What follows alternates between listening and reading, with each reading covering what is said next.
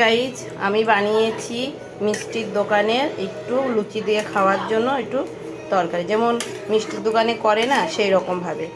প্রথমে আমি দিয়েছি, পুরো ভিডিওটা আমি করতে পারছি না, প্রথমে আমি দিয়েছি সর্ষের তেল, তারপরে দিয়েছি পাঁচফোড়ন, শুকনো লঙ্কা, তেজপাতা দেওয়ার পরে এইবার আমি আলুটাকে একটু হালকা বয়েল করে নিয়েছি। তারপরে আলুটাকে দিয়ে একটু ভাজা ভাজা করে একটু গরম জল দিয়েছি। এইবার তার মধ্যে হলুদ, লবণ, একটু মিষ্টি।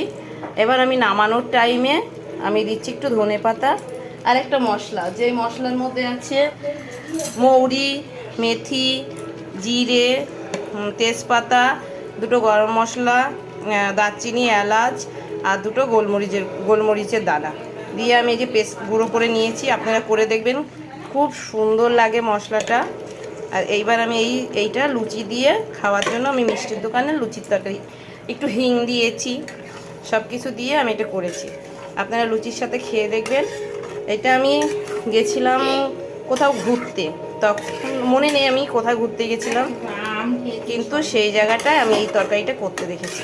দুটো বড়ি, ভাজা বড়ি, কিন্তু আমি বড়িটা দিতে পারিনি, আমি এইভাবেই করলাম। আপনারা একটু করে খেয়ে দেখবেন, খুব ভালো লাগবে।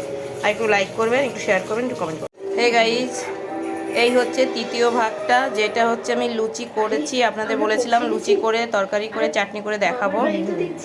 এইবার আমি দেখাচ্ছি।